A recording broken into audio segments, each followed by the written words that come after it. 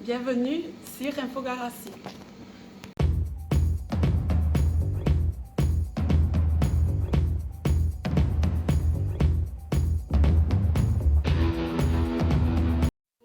Bon, mais très bien.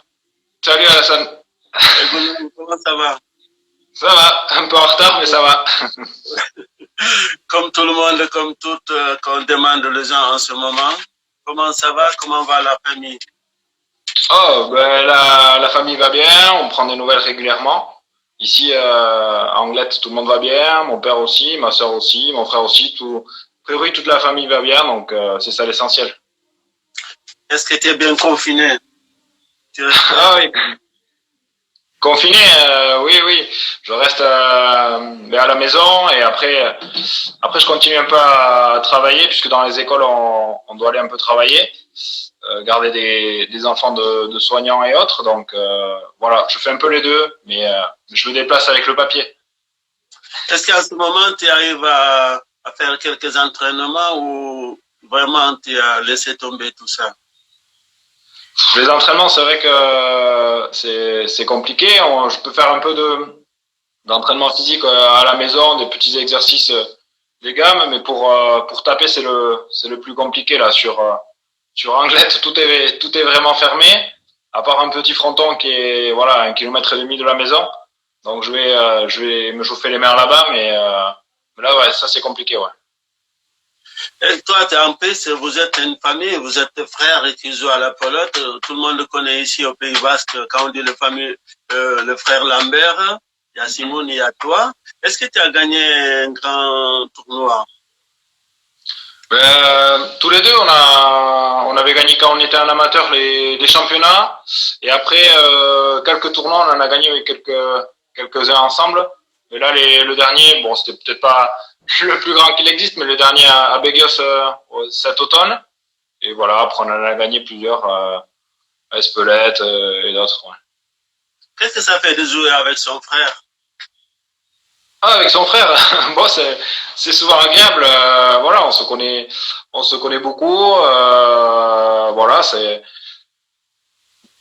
ouais, c'est intéressant de jouer en famille. C'est vrai que pour la famille aussi qui nous suivent, et du coup, il y a, il y a qu'une partie à voir, et on est tous dans le même bateau, le moment de la partie, quoi. On sait que la pelote, c'est physique et puis il y a beaucoup d'endurance. Et vous sollicitez le pied, le bras, et puis aussi les yeux parce qu'il faut regarder partout. Est-ce que tu es arrivé que toi, tu t'es blessé?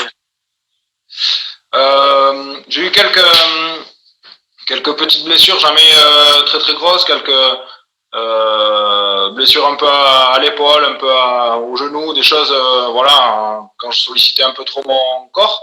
Mais après, bon, j'avais mon beau-frère qui est kiné, donc j'allais le voir un peu pour me remettre en place, et voilà. Et juste pour signaler de nos auditeurs, pour le rappeler, aujourd'hui, nous recevons Laurent Lambert, un grand pelotari. Tout le monde connaît ici au Pays Basque. Il joue presque toute la semaine, je crois, sauf quelques jours. Et aussi remercier tous les gens qui nous regardent, voilà, qui prennent leur temps, nous suivent. Et merci de vous aussi, on vous remercie vous aussi. Et juste pour savoir, pour revenir aussi à toi, parce qu'on se tutoie. Et là, normalement, vous devez jouer la championnat de France 2-2. Voilà, et après ce virus est arrivé. Est-ce que tu étais bien préparé? Tu devais jouer avec qui? Après, il y a eu quelques petits changements. Au début, j'étais prévu, je crois, avec Luis Sanchez. Et puis là, au final, la deuxième mouture me prévoyait avec Thierry Arismendi. C'est vrai que les conditions ont fait qu'on n'avait pas réussi avec Thierry à s'entraîner ensemble, mais chacun de notre côté, je crois que ben voilà, on est des garçons d'expérience, donc on s'est préparé chacun de notre côté, et ces événements-là, on sait les aborder.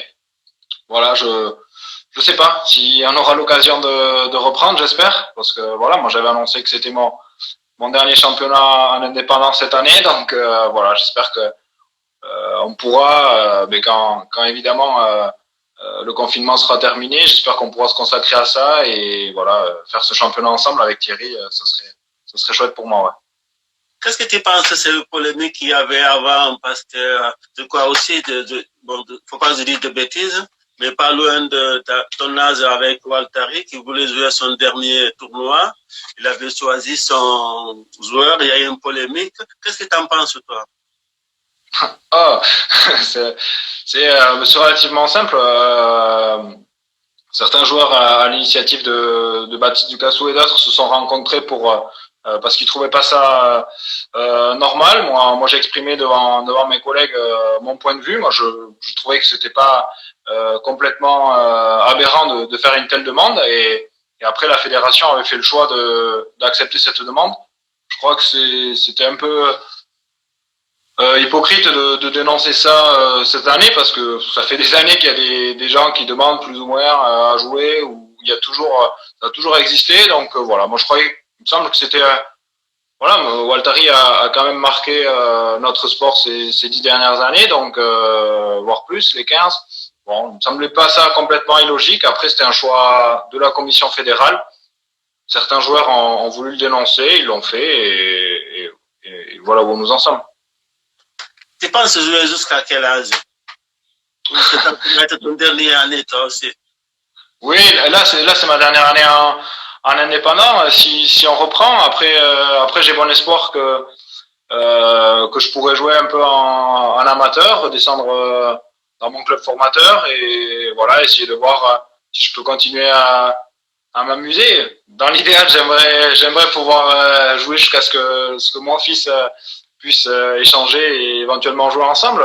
Il y a des exemples de longévité dans la pelote. Je pense à Alain là, et Gabert, enfin voilà, et d'autres. Donc voilà, j'aimerais continuer à jouer un petit peu et voilà, mais avec moins d'intensité, moins de rigueur et voilà, redescendre tranquillement en amateur pour continuer à s'amuser.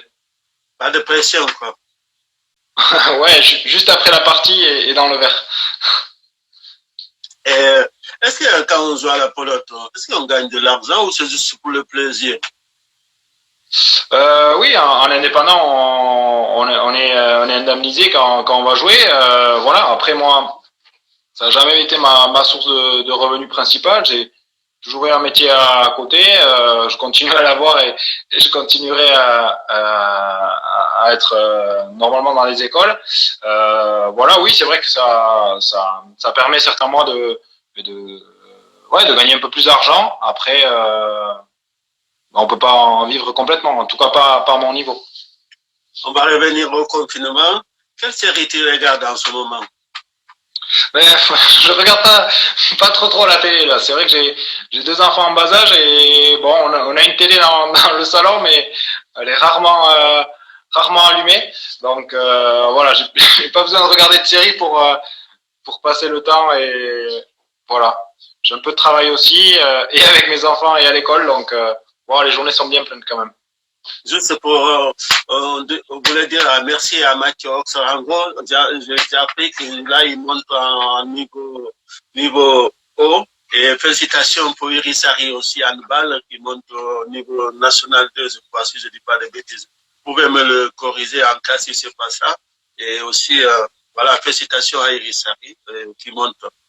Et aussi, donc, tu ne regardes pas de films alors? Non, pas trop de films. C'est vrai qu'après, je suis un peu décalé dans les horaires aussi, et avec mes enfants et avec le travail. Qu'est-ce qui te remonte le moral en ce moment? Là, d'avoir beaucoup de temps à passer avec mes deux fils et Sabina, ma compagne. Voilà, on a le temps d'être en famille. C'est la seule famille proche que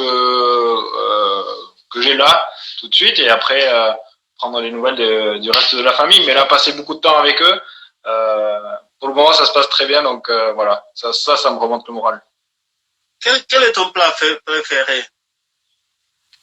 Ouf, là c'est une question difficile parce que j'aime bien les bonnes choses. Là honnêtement, moi j'aime bien de la viande rouge ou tu vois hier on s'est fait un petit magret bien saignant avec avec ma compagne et quelques frites et franchement c'était pas mal et voilà accompagné d'un petit verre de rouge mais un tout petit.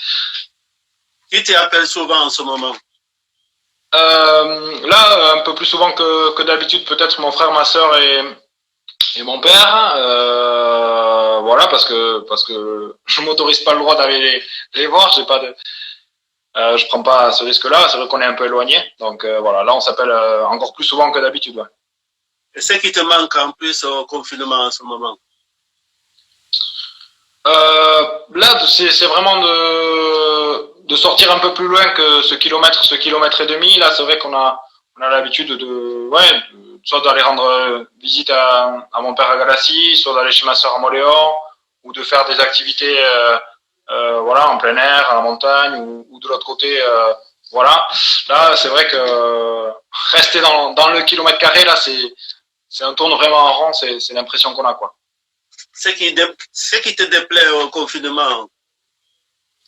Ce qui me déplaît, ouais, c'est l'impression que qu'on fait toujours la même chose, qu'on fait toujours la même balade à pied ou le même tour de vélo et que voilà, après on peut avoir juste des contacts avec les amis et la famille par visio et voilà, on peut pas vraiment trinquer un verre et faire le bruit avec, voilà, on peut pas participer au repas, voilà, on peut pas goûter les bonnes choses de ma belle-mère aussi. Bon voilà, tout ça c'est qu'avec des images.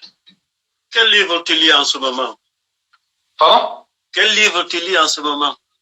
Oh, là, à titre personnel, j'en lis pas. Moi, je lis beaucoup là des manuels pour faire classe parce qu'il faut que je continue à faire classe avec mes élèves là de CM.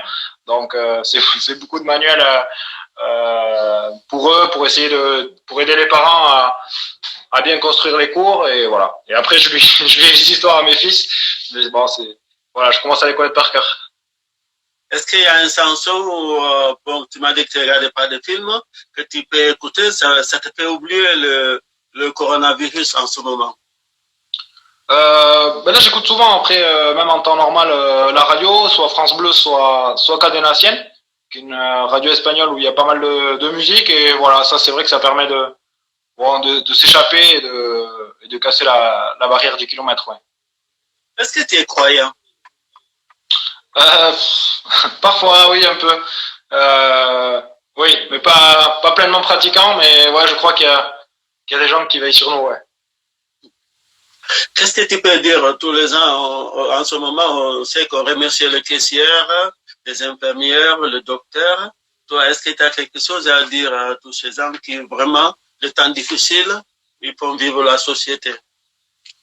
Ouais, je crois qu'en ce moment, même si les gens s'en rendent pas trop compte, il y a toute la fonction publique qui est là pour maintenir le pays à flot. Alors c'est vrai, on parle beaucoup des soignants qui sont en première ligne, ils font un travail indéniable, mais après il y a beaucoup d'autres métiers, voilà, dont on parle un peu moins et qui sont là pour que les gens continuent à vivre. C'est vrai, les caissiers d'un supermarché, tout le personnel qui s'occupe de ramasser les ordures, voilà, plein de métiers un peu anonymes, des gens qui font pas de bruit, voilà, et après évidemment quelques-uns de mes collègues aussi qui avec moi accueillent les enfants de ces personnes-là qui sont en première ligne, voilà, on est tenu de les accueillir tous les jours dans les écoles, donc voilà, il y a beaucoup de, ouais, je crois que c'est c'est un bel hommage à la fonction publique qui est si souvent critiquée, voilà, je crois que on montre qu'on travaille un peu.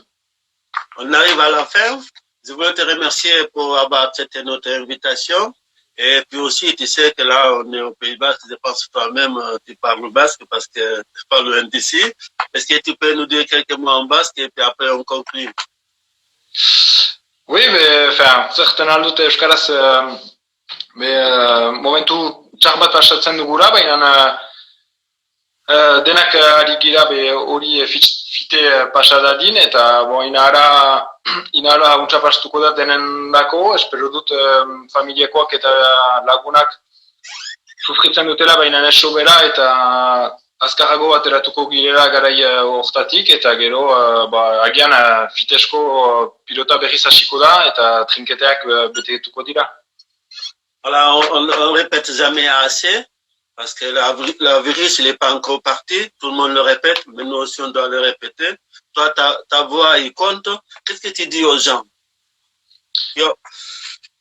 Mais voilà, il y a un gouvernement qui a décidé certaines mesures et ça paraît être la meilleure chose à faire. Donc voilà, essayer de respecter ce cadre de vie-là, prendre son mal en patience et voilà, prendre soin évidemment des gens qu'on aime et aussi, et aussi de nos voisins accessoirement. Rester à la maison. Aussi, voilà. Rester à la maison, se déplacer que si c'est fondamental. Et puis voilà, tenir bon, ça va passer. Donc, je veux te remercier pour avoir accepté notre invitation. Émile Esquer à toi. Et aussi dire à tous nos auditeurs, nous, on va récupérer cette vidéo, on va essayer de le travailler. Et puis aussi, il va être disponible sur notre chaîne YouTube. Et merci beaucoup, Émile Esquer. Et aussi du retard, excusez-nous du retard, mais bon, ça arrive, quand c'est direct, c'est comme ça. C'est comme ça. Bon, merci beaucoup, merci à toi et à très vite. J'espère qu'on se verra très vite à Galassi. Merci, à bientôt sur le Cancan. Adieu.